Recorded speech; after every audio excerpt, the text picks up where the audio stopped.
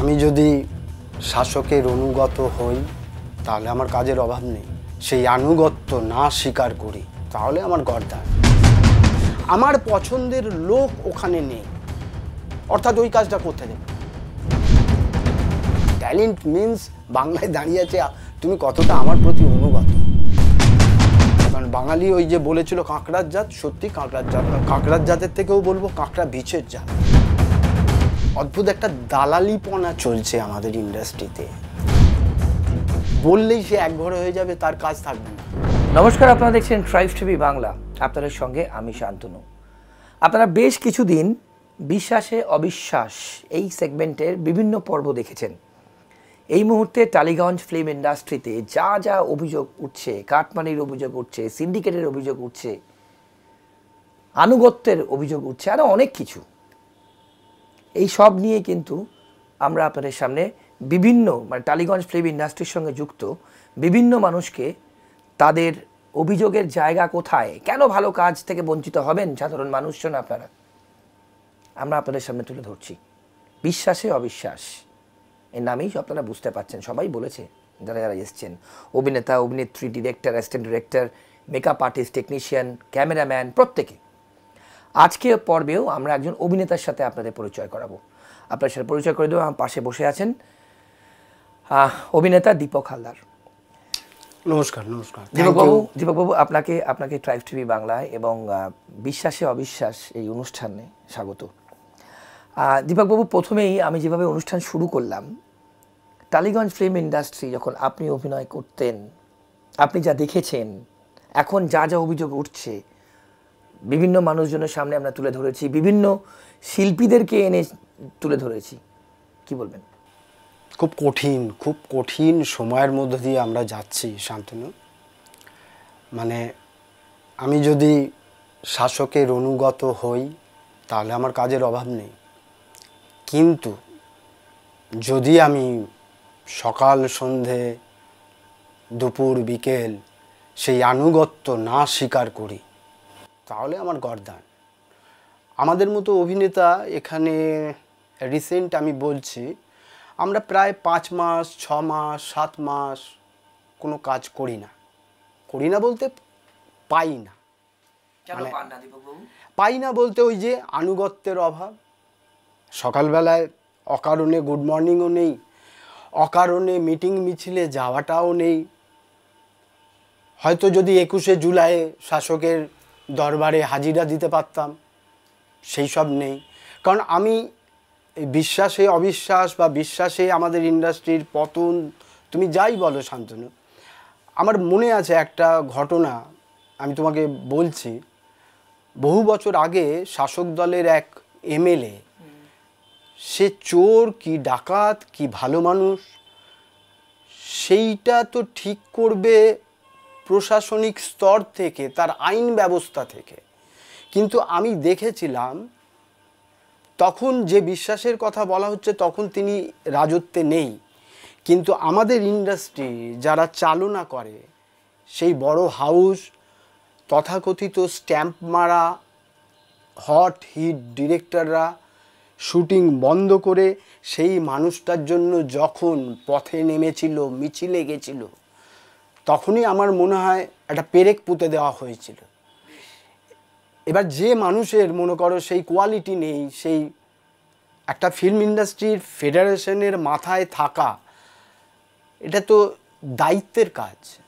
দায়িত্ব মানে কোন দিক দিয়ে বলবো, এই যত টেকনিশিয়ান আছে সেই টেকনিশিয়ানদের স্বার্থ দেখার দায়িত্ব। তারা যাতে আরও ভালো পরিসরে কাজ করতে পারে, তাদের যাতে টাকা কেউ মেরে না নিয়ে যেতে পারে, তাদের বরঞ্চ কোনো একখানা যদি ইন্স্যুরেন্স করা যায়, এই ধরনের অর্থাৎ হেলদি কাজকর্ম করার জন্যই ফেডারেশন। এবং সেই ফেডারেশনের মাথার উপর যিনি থাকবেন তাকে তো আগে ভালোবাসতে হবে যে কোন কাজটা করতে যাচ্ছি আমরা, কোন কাজের আমি ফেডারেশনের উপরে আছি। কারণ আমার কাজ যদি ছবি বানানো হয়, সেই ছবি বানানোটাকে যদি আটকে দেওয়া হয় তাহলে না থাকবে তাদের কাজ, না থাকবে আমাদের কাজ। এখানে আমি একটু ইন্টারাপ্ট করি। এই যে বলছেন ফেডারেশনের মাথার ওপর যিনি আছেন, বিভিন্ন পর্বে মানুষজন বলছেন যিনি মাথার উপর আছেন তাকে তো সেই সাবজেক্ট ম্যাটার এক্সপার্ট হতে হবে, অবশ্যই তাকে অবশ্যই তো সেই জিনিসটা জানতে হবে, অবশ্যই তাই না? অবশ্যই। কি এই নিয়ে কি বলবেন আপনি? এবার এই নিয়ে কি বলবো, ওই যে আমি ছোটবেলায় যে ফুটবল খেলতাম, হিটুর ফুটবল, মানে সে যদি গোল খেয়ে যায়, হিটু গোল খেয়ে গেলে হিটু ফুটবল নিয়ে বাড়ি চলে যেত। তখন আমরা ক্লাস 6-7-এ পড়ি। কারণ সে তো ফুটবলটা খেলতে জানে না। এবার যারা খেলতে জানে, ওর বন্ধু বান্ধব, তারা যদি ওকে গোল দিয়ে দেয়, ও তখন ওই ছিচকে কাঁদুনি কাঁদতে কাঁদতে বলটা নিয়ে আর খেলবো না বলে বাড়ি চলে যায়। খুব ভালোভাবে এক্সপ্লেন। হ্যাঁ, এই ঘটনা ঘটছে আমাদের ইন্ডাস্ট্রিতে। আমার পছন্দের লোক ওখানে নেই, অর্থাৎ ওই কাজটা করতে দেব না। ও আমার আমার আমার যে দল শাসকের জায়গায় আছে সেই দল সম্পর্কে, যেমন আমি নিজে এই আরজি করের ঘটনার প্রেক্ষিতে যে কোনো সুস্থ মানুষ যেভাবে পথে নামে, আমি দিনের পর দিন পথে ঘুরেছি। কখনো কখনো আমার ছোট 6 বছরের বাচ্চা ছেলেকে নিয়ে সিঙ্গুরের মতো জায়গায় গেছি, মিটিংয়ে মিছিলে, মানে যেতে বাধ্য হয়েছি, এক অদ্ভুত তাড়নায় যেতে হয়েছে। এবার সেইগুলো যদি শাসকের চোখে লেগে যায় যে না এ বড্ড বেশি, এবং সেই জায়গা থেকে হয়তো আমার কাজ নেই, সেটা সরাসরি কেউ, আমি বলতে পারি যে আমি কোথাও ইন্ডাস্ট্রিতে, যেমন সেদিনকে ইন্দ্রাশিস আচার্যর সাথেই কথা হচ্ছিল, ওর একটা ছবির ডাবিং করছিলাম, যে আমাকে বললো, দীপকদা তুমি তো বরাবরই বাইরের, তুমি কি ইন্ডাস্ট্রির কেউ আদৌ কখনো হতে পেরেছো? তোমাকে তো ইন্ডাস্ট্রি তোমার নিজের করেনি কখনো তোমার মতো আর্টিস্ট কেউ। কারণ তার সুবিধে, তার অসুবিধে, তার অন্যায়, তার তুমি সবসময় কথা বলো। এবার তুমি যেহেতু কথা বলো, সুতরাং তুমি বাতিলের খাতায়, খুব প্রয়োজন না হলে আমাকে কোনো ডিরেক্টর খুব একটা কাজে ডাকে না। এবং যারা ডাকেও তারাও খুব গুটি কয় মানুষ। সেই গুটি কয় মানুষের মধ্যেও আবার অনেকে 5-6 বছর অন্তর একটা ছবি বানায়। অনেকে তো এখন কাঠগড়ায় দাঁড়িয়েও আছে, কবিতার মতো লোকজন, যারা আদৌ কাজ করতে পারবে কিনা এই ইন্ডাস্ট্রিতে, যে পরিচালক হিসেবে যার কাজ সারা পৃথিবীর মানুষ স্যালুট করে। কিন্তু এই ফেডারেশনের যারা লোকজন, যারা এটা করছে, কেন করছে, কিসের জন্য করছে, তাতে বাংলা ইন্ডাস্ট্রির, বাংলা ছবির কতটা কি ভালো হবে, আদৌ কিনা ভালো হবে কিনা আমি জানি না। মানে সেটা তো ভালো হবার কথা নয়। তুমি যদি হিসাব করে দেখো, আগে যতগুলো ছবি শুটিং হতো বছরে, এখন তার পার্সেন্টেজ কত কমে গেছে। না, এটা সবাই বলছে যে কাজ কমে যাচ্ছে, হুড়ুর করে কমে। হ্যাঁ, এবং তার সব থেকে যেটা বড় কথা, যে বাংলার সাধারণ মানুষজন, যারা আম জনতা, তারা কিন্তু বঞ্চিত হচ্ছে ভালো কাজ নিয়ে। অনেক মানুষের সাথে আমরা কথা বলছি, এবং আমার আরেকটা মনে হয় শান্তনু, এইসব এর এগেনস্টে, এর বিরুদ্ধে অনেক বেশি করে কথা বলা উচিত প্রোডাকশন হাউসগুলোকে। তারা কিন্তু খুব অদ্ভুতভাবে একটা নিশ্চুপ। কেন, আপনার কি মনে হয় কেন নিশ্চুপ? আমি জানি না, আমার পক্ষে বলা, মানে জানি না বলতে, মানে ওই যেটা কথায় বলে আধার ব্যাপারী জাহাজের কারবার কি করব, কিন্তু মানে সেইটা তো আমার পক্ষে বোঝা সম্ভব নয়। আমার মনে হয় একজন, যে 10-12 জন ডিরেক্টর, আগে আরও সংখ্যায় বেশি ছিল রাহুলের ওই ঘটনার পর, তারপর দেখা গেল হুড়ুর করে কমতে কমতে এখন 12 না 13তে এসছে। আবার দেখা যাবে তার মধ্যেই হঠাৎ করে অনির্বাণ বলছে 6 মাস যদি কাজ না থাকে তাহলে আমি কি করব। মানে আমি অনির্বাণ কয়েক বছর আগে এসছে ইন্ডাস্ট্রিতে, আমার ইন্ডাস্ট্রিতে প্রায় নাই করে 27-28 বছর হয়ে গেল। আমি এইভাবেই চলে যাচ্ছি, লোন করে ধার দেনা করে চালিয়ে যাচ্ছি নিজেকে। কতটা প্যাথেটিক বলুন তো, মানে শিল্পী হয়ে আমার শিল্প সত্তাকে আপনি যেভাবে বললেন, আপনি আবেগপ্রবণ হয়ে যাচ্ছেন কথা বলতে, স্বাভাবিক এরকম একটা পরিস্থিতির মধ্যে, কিন্তু কথা হলো যে এটা হবে কেন? মানে এই ফেডারেশনের আবেগ, দেখো আবেগ ছাড়া তো শিল্প হয় না। আর খুব খারাপ লাগে যখন শান্তনু দেখি সাধারণ মানুষজন, যাদেরকে আমরা দর্শক বলি, যারা আমাদের কাছে ভগবান, সেই দর্শক আমাদের কাজ অনেক অনেক বেশি করে দেখতে চায় যখন, তখনই এই কাটেলগুলো আসে, এই ব্যান হওয়াগুলো আসে। এবং তখন কিছু খোপে তৈরি করা, কিছু ছাঁচে ফেলা সে তুমি পরিচালকও বলতে পারো, অভিনেতাও বলতে পারো, অভিনেত্রীও বলতে পারো, যাদের ওই বিভিন্ন জলসায় দেখা যাবে তারাই কাজটা করবে। আমরা জলসাতে নেই, আমাদের আনুগত্য নেই, আমরা প্রশ্ন করি, যার ফলে আমরা নেই। প্রশ্ন করা যাবে না, প্রশ্ন করা যাবে না। আপনি এক্ষুনি দীপকবাবু বলছিলেন ফেডারেশনের সম্পর্কে, আমি যে প্রশ্নটা আপনাকে করলাম যে যে লিড করবে, যে মাথায় থাকবে, তাকে সাবজেক্ট ম্যাটার এক্সপার্ট হতে হবে। অবশ্যই। সে যদি সেই সাবজেক্টের কিছু না জানে, আপনি ফুটবলের সঙ্গে তুলনা করলেন, আর একটু যদি ব্রিফলি বলেন। মানে দেখো, অন্তত একটা ছবি শ্যুট করতে গেলে আমার মূল কি টেকনিশিয়ানগুলো দরকার হয়, আমার তার যে মানে যে বাজেটের জায়গা, এটা তো একটা ভাইটাল ব্যাপার। বাংলা ছবির ক্ষেত্রে এমনিতেই সেই বাজেটের জায়গাটা থাকে না।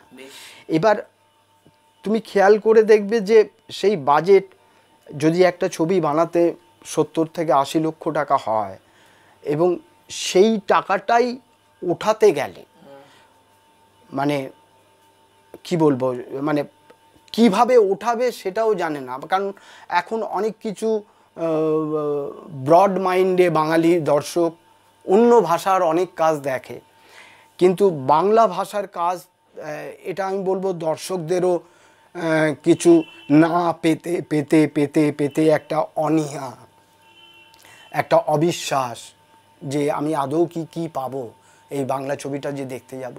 এখন নন্দনে পরপর 4 সপ্তাহ হিট হলো বা হুড়মুড়িয়ে লোকজন দেখলো, তাতে কি একটা বাংলা ছবির পয়সার রিটার্ন হয়?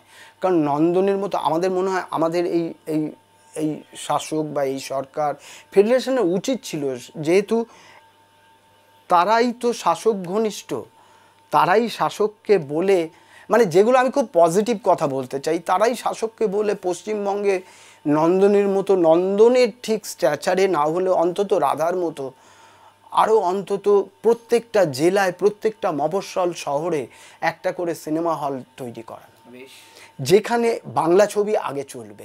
কারণ তুমি যদি মাল্টিপ্লেক্সের যে সংস্কৃতি দেখছো, সেখানে কিন্তু বাংলা ছবি ব্রাত্য, সেখানে বাংলা ছবির কোনো জায়গা নেই।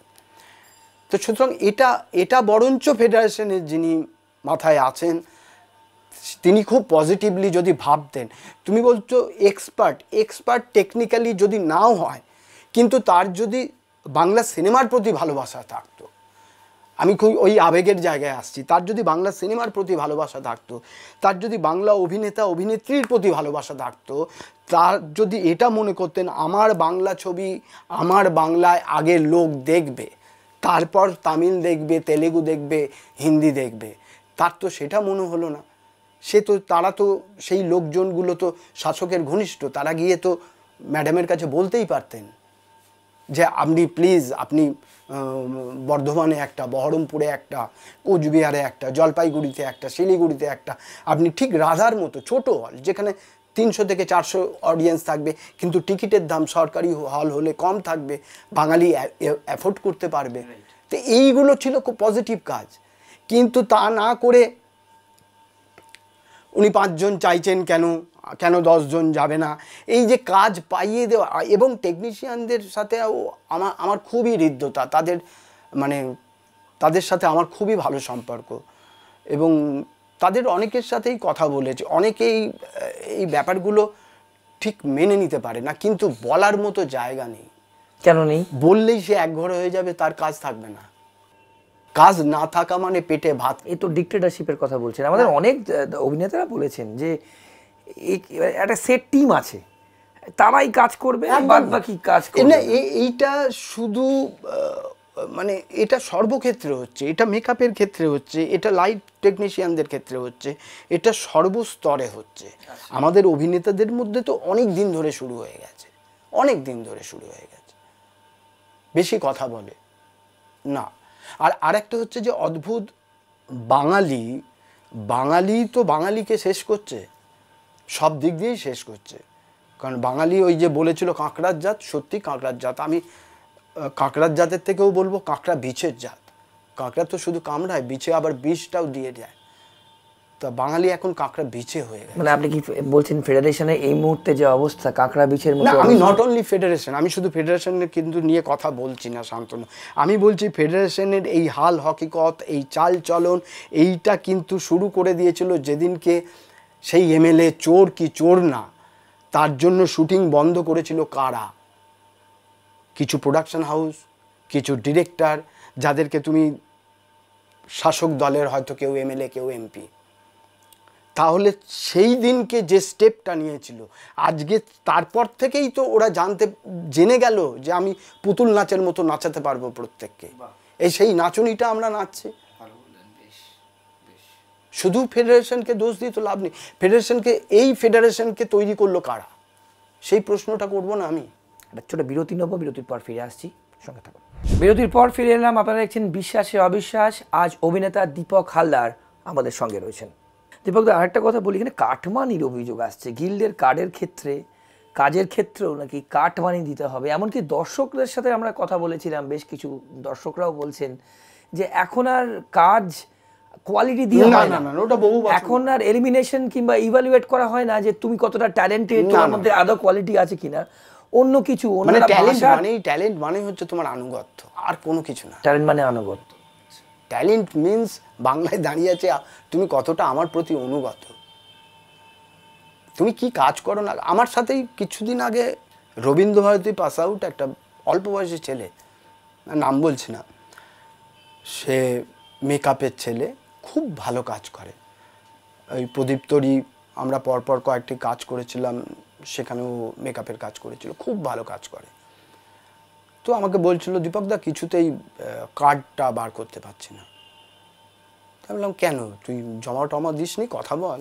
বলছে কথা বলেছি আমাকে, এবং ওকে অদ্ভুতভাবে শুনলাম ওই যে সুরুচি সংঘ, ওই ক্লাবে ডাকা হয়েছিল, এবং ডেকে ওকে ওই যে তুমি বলছো একটা, মানে ফিল্ম ইন্ডাস্ট্রির আমি ফেডারেশনের মাথা, কিন্তু আমি একজন মেকআপের ছেলের কাছে চাইছি, তাকে ডাকা হলো সুরুচির সঙ্গে। হ্যাঁ, এবং তার থেকে বড় কথা, তার কাছে আমি কি চাইছি, আপনি কি কি কাজ করেছেন একটু ছবি তুলে পাঠান। ও সেইগুলোও পাঠিয়েছে, কিন্তু সেগুলো দেখা হয়নি, এবং অদ্ভুতভাবে তার কাছে কিন্তু কোনো টাকাও ডিম্যান্ড করছে না, কিন্তু তার কাজটাও দেখা হচ্ছে না। সে বলছে আপনি আমাকে আধ ঘন্টা সময় দিন, কারণ এই কাজটা তো, তার কাজটা তো খুব প্র্যাকটিক্যাল কাজ। সে যদি ছবি তুলে অ্যালবাম করে নিয়ে যায় এবং সেগুলো হয়তো অন্য কারোর মেকআপ করা, সে প্রুভ করবে কি? সুতরাং টেকনিক্যালি এই যে তিনি ব্যাপারটা বুঝলেন না, ছেলেটি তাকে বলল যে আমাকে আধ ঘন্টা সময় দিন, আপনি যে কোনো মেকআপ করতে বলবেন আমি করে দিচ্ছি। তাহলে তো আমি বুঝতে পারবেন, আপনি বুঝতে পারবেন যে আমি কাজটা জানি কি জানি না। কিন্তু সেইখানে যাচ্ছি না আমি বলছি যে কি আপনি পাঠিয়ে দিন, আপনি যা যা করেছেন পাঠান, আমরা দেখে নিচ্ছি। এখন হয়েছে কিনা জানি না, আমি বলছি মাস 2-3 আগে ওর সাথে কথা হচ্ছিল, তখনও পর্যন্ত কার্ডটা হয়নি। এবার অনেককে হয়তো টাকা চাওয়া হচ্ছে, অনেককে দেখা যাচ্ছে টাকা চাইলে হবে না, এগুলো সিস্টেমেটিক ওয়েতে যাচ্ছে। কিন্তু তুমি যে বলছো কাটমানির কথা, সেগুলো কানাঘুষো শোনা যায় না তা না। আমরা এমনও শুনেছি, এই আমি যেহেতু অভিনয় করি, আমি ওই ক্ষেত্রটা একটু বেশি জানা যায়। আর একটা কথা দীপক দা, একটু ইন্টারাপ্ট করে বলি, এরকম লোকজন বলছেন যারা সেখানে আমরা কথা বলেছি, ইন্টারভিউ নিয়েছি, যে এখন কার কত ফলোয়ার্স। হ্যাঁ হ্যাঁ হ্যাঁ, আপনি একজন অভিনেতা, আপনি আরো ভালো বলতে পারবেন যে কার কত ফলোয়ার্স সে কাজ পাবে, বাকি বাদ। বলুন। হ্যাঁ, এটা তো চলছেই। রিল দেখে অভিনেতা বাছাই করা, বিভিন্ন ইউটিউবাররাও যাচ্ছে, তা আমি খারাপ বলছি না, কিন্তু এতে হচ্ছে কি যে আমাদের ন্যায় একটা বয়স হয়ে গেছে, দীর্ঘদিন চলতে একটা, কিন্তু যারা নতুন আসছে, গ্রুপ থিয়েটার করছে সিরিয়াসলি, অভিনয়টা নিয়ে পড়াশোনা করেছে সিরিয়াসলি, স্বপ্ন দেখেছে সিরিয়াসলি, রিলটা করে না, তারা কোন আশায় এখানে আসবে? আর তুমি যাদেরকে ওই ফলোয়ার দেখে নিচ্ছ, তারা কি তোমাকে দর্শক দিতে পারবে? ফলোয়ার মিন্স দেখুন এখন আমরা এই সোশ্যাল মিডিয়ার যুগে তো দেখতে পাচ্ছি যে কিছুই না, খালি গায়ে একটা লোক লুঙ্গি পরে বাথরুমে স্নান করছে, নাচছে, সেটাই লক্ষ লক্ষ ফলোয়ার। তো সেটাই যদি সিনেমা ইন্ডাস্ট্রি গ্রিপ করে, এর থেকে তার ট্যালেন্টকে এভালুয়েট করা হচ্ছে। একদমই তাই। তা এবং যে ছেলেটি বনগা থেকে আসছে রেগুলার কলকাতায় 2-3টে দলে সিরিয়াসলি থিয়েটার করছে, অভিনয় নিয়ে মানে অসম্ভব একটা তার জার্নি, তার জ্বালা, তার যন্ত্রণা, যেগুলো না থাকলে কোনো কাজই হয় না। আর একটা লোক লুঙ্গি পরে খালি গায়ে মাথায় জল ঢালছে, সে হয়ে যাচ্ছে অভিনেতা। তো এটার মানেই হচ্ছে যে ডুবছে, সব কিছু ডুবছি আমরা সমস্ত কিছু নিয়ে। আমি জানি না এগুলো, মানে আপনি কি ইনডাইরেক্টলি বলছেন টালিগঞ্জ ফিল্ম ইন্ডাস্ট্রি ডুবছে? অবশ্যই ডুবছে, ডুবছে তো বটেই। ভালো কিছু তো চোখের সামনে দেখতে পাচ্ছি না। তবে আমি আশা রাখি এই অবস্থা কাটবে, এই অবস্থা কেটে যাবে। আমার মনে হয় ফেডারেশনেরও যারা মাথায় আছেন, ওই যে বললাম, তারা যদি সত্যিই বাংলা ছবিকে ভালোবাসেন, বাংলা সংস্কৃতিকে ভালোবাসেন, কারণ এখন বাংলা এই সারা ভারতবর্ষের প্রেক্ষিত তো দেখাই যাচ্ছে, বাংলা বললে তাড়িয়ে দেওয়া হচ্ছে। তো এই জায়গাটা যদি চলে আসতে থাকে এবং সেই সুযোগটা আমাদের এখানকার শাসকও করে দেয় বকলমে, তাহলে ব্যাপারটা খুব চাপের। কিন্তু তাদেরকেই বুঝতে হবে যে আমার সংস্কৃতি, আমার সিনেমা, আমার যেটা আমার, সেটা যদি আমাকে বাঁচাতে হয়, তাহলে সেই ছোটোবেলায় যেরকম লালন পালন, স্নেহ, মায়া, মমতা, এগুলো দরকার। বাংলা ছবি যদি স্বার্থ তোমার দেখো, তুমি যদি পজিটিভ থাকো, তাহলে যাও নবান্নে গিয়ে বলো যে প্রত্যেকটা অঞ্চলে একটা করে ছোট নন্দন করে দেওয়া হোক, যেখানে বাংলা ছবি চলবে। ক্রিয়েটিভিটির ক্ষেত্রে ক্রিয়েটিভিটি, যদি ক্রিয়েটিভিটি না হয়, কোত্থেকে কে টাকা দেবে, কে কাজ করবে, কাকে আটকাবো, এইটাই যদি চলতে থাকে, তাহলে ওই আটকানে মানে শুধু আটকালে কি আমি আটকা পড়ছি? আমি ঠিক এখানেই আসতাম আমাদের শেষের দিকে প্রায়, দীপক দা, যে আজকে ধরুন এই যে আপনি যেভাবে বললেন আপনার কাজ কমে যাওয়া, মানে আপনি তো একজন অভিনেতা, তো একটা অভিনেতার কাজ কখন হয়, যে কাজ মানে সংসার কখন চলে, তার লিভিং কখন চলে, যখন সে কাজ করে, রোল হতে থাকে।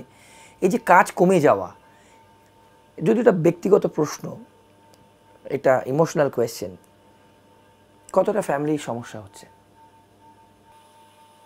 সেটা তো চরম মানে আমায় বেশিরভাগ সময় মানে একটা লোন করে সেই লোনটাকে ধার শোধ করে আবার আর একটা লোন, এইভাবে লোনে মানে চলছি। Lonely as an actor. আসলে কি অদ্ভুত একটা দালালিপনা চলছে আমাদের ইন্ডাস্ট্রিতে, এবং যার জন্য আমি যে বাবার বলছি, শুধু ফেডারেশন দায়ী নয়। ফেডারেশনকে ঠিকভাবে চালনা করতে পারত, যেমন হাউসগুলোর দায়িত্ব আছে, চ্যানেলগুলোর দায়িত্ব আছে, যারা বড় বড় ডিরেক্টর, সত্যিকারের বড় ডিরেক্টর, তাদের দায়িত্ব আছে। কিন্তু আসলে হয়েছে কি, আমাদের সেদিনকে কোন একটা লেখায় পড়ছিলাম যে আসলে ওই ব্রাহ্মণ্যবাদের সংস্কৃতি চর্চা, সেটাও কোথাও একটা দায়িত্ব থাকে। মানে তুমি খেয়াল করে দেখবে, চ্যাটার্জি, ব্যানার্জি, মুখার্জি, ভট্টাচার্য, একটা অদ্ভুত ব্রাহ্মণ্যবাদ, যেটা নাকি সংস্কৃতির ধারক বাহক ওরাই বাঙালির মানে লিডারশিপের জায়গায়। সেখানে কোনো পাল, হালদার, রাহা উঠে এলে আবার অসুবিধে। মানে এটা অনেকে ভাবতে পারে আমি খুব জাতিগত জায়গায় চলে যাচ্ছি, কিন্তু আমি যদি ইতিহাসকে একটু ঘেঁটে নেড়ে দেখি, তাহলে কোথাও মনে হবে যে এটাও একটা কারণ। এবং তারাই প্রথমে হয়তো ঝান্ডা নিয়ে বিপ্লবটা করবে, তাদেরইও কোথাও আবার মনে হবে না, অনেক বিপ্লব হয়েছে, আমি আমারটা একটু গোছাই।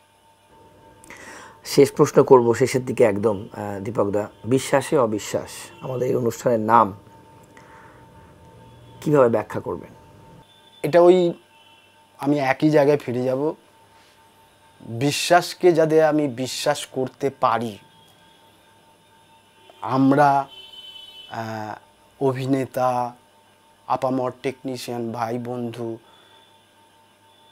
এবং বিশাল দর্শককুল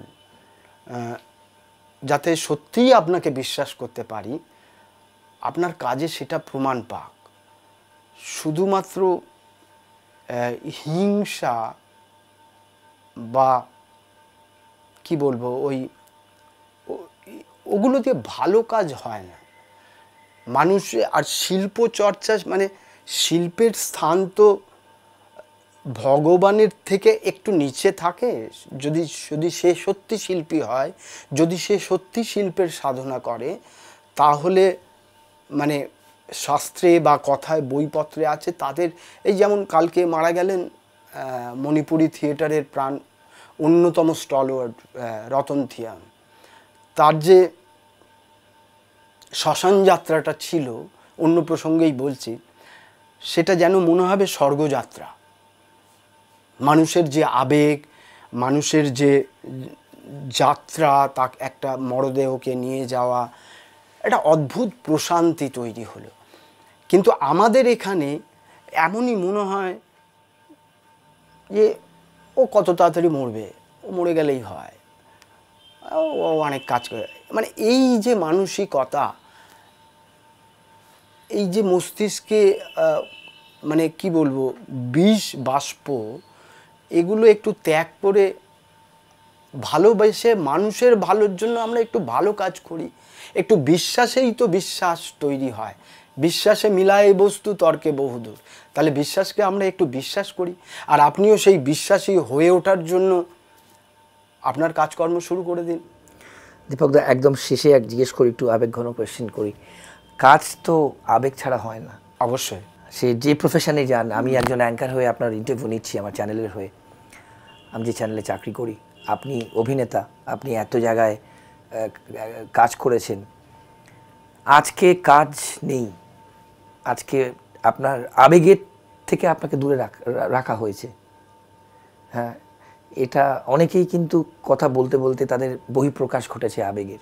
না দেখো, এটাকে কিভাবে বলবেন? আমি একটাই কথা মনে হয় আমার, আমি যখন অভিনয়ে এসেছিলাম 27-28 বছর আগে, সেই ছোটোবেলা থেকে স্কুলে পড়তে পড়তে,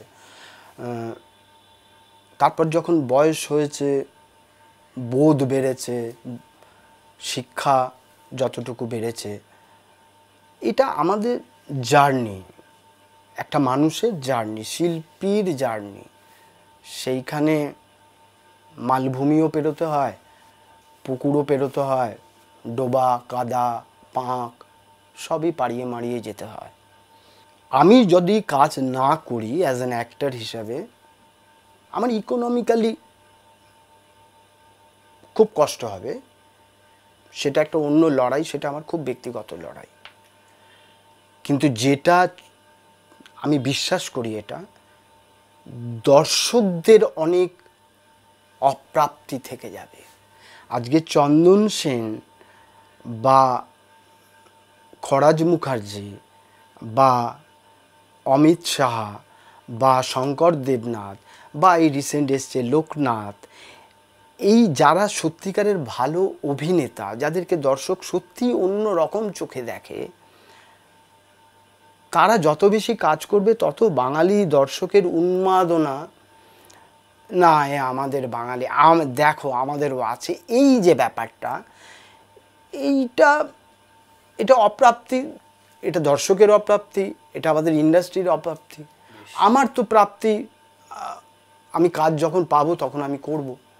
কাজ পাওয়াটা তো আমার হাতে নেই, কিন্তু না পাওয়াটা ওনাদের হাতে আছে, না পাওয়ানোটা। তো ওনারা যদি তাতে শান্তি পায়, ঠিক আছে, তারপর দেখা যাক উপরওয়ালা কী করে। দীপকদা, অনেক ধন্যবাদ আপনার সময়ের জন্য। আজকে আপনি সময় দিলেন আমাদেরকে। অনেক ধন্যবাদ, অনেক ধন্যবাদ। আপনারা দেখলেন আমাদের বিশ্বাসী অবিশ্বাস সেগমেন্টে কিন্তু আমরা প্রথমেই বলেছিলাম পর্ব শুরু করবার আগে যে টালিগঞ্জ ফিল্ম ইন্ডাস্ট্রির বিভিন্ন পেশার মানুষকে আমরা আপনাদের সামনে আনছি। আজ অভিনেতা দীপক হালদার তার অভিজ্ঞতা এবং এই মুহূর্তে দাঁড়িয়ে যা চলছে টালিগঞ্জ ফিল্ম ইন্ডাস্ট্রিতে আপনাদের সামনে আমরা আজ দেখালাম। আমাদের এই পর্ব চলতে থাকবে, আরও অনেক পর্ব আসছে, সঙ্গে থাকবেন।